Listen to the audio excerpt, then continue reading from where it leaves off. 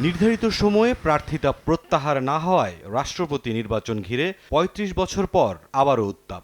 প্রতিদ্বন্দ্বিতা করছেন দুই প্রার্থী, ক্ষমতাসীন বিএনপির মির্জা ফখরুল ইসলাম আলমগীর ও বিরোধী জোটের প্রার্থী এলডিপি সভাপতি অলি আহমদ। রাষ্ট্রপতি পদে সর্বশেষ প্রতিদ্বন্দ্বিতামূলক নির্বাচন হয়েছিল ১৯৯১ সালে। এরপর মাঝে ৭ জন রাষ্ট্রপতি নির্বাচিত হয়েছেন বিনা প্রতিদ্বন্দ্বিতায় ক্ষমতাসীন দলের একক প্রার্থী হিসেবে। বিরোধী দল কোনো প্রার্থী দেয়নি।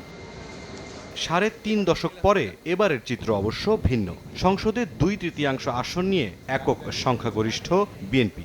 সংবিধানের ৭০ অনুচ্ছেদ অনুযায়ী সংসদ সদস্যদের দলের সিদ্ধান্তের বাইরে গিয়ে ভোট দেওয়ার সুযোগ নেই। কেউ দলের সিদ্ধান্তের বাইরে গিয়ে ভোট দিলে তার সংসদ সদস্যপদ শূন্য হবে। এই বিবেচনায় সংসদে মোট ৩৪৯ আসনের মধ্যে ২৪৭টি ক্ষমতাসীনদের।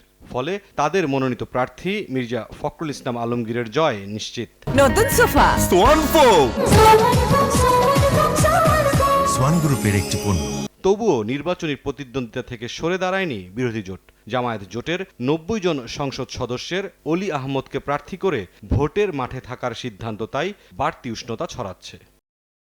দুপুর ২টা থেকে বিকেল ৫টা পর্যন্ত জাতীয় সংসদের সংসদ কক্ষে ভোট গ্রহণ করা হবে। ভোট শুরুর আগে নির্বাচন কর্তা ও প্রধান নির্বাচন কমিশনার সংসদ সদস্যদের ভোট দেওয়ার পদ্ধতি সম্পর্কে অবহিত করবেন। এরপর শুরু হবে ভোট গ্রহণ। একই স্থানে গণনা শেষে জানিয়ে দেয়া হবে ফলাফল। এর পরপরই প্রকাশিত হবে গেজেট। শুক্রবার সন্ধ্যা ৭:৩০টায় বঙ্গভবনে শপথ নেবেন নতুন রাষ্ট্রপতি। মুরসালিন হক জুনায়েদ, সময় সংবাদ, ঢাকা।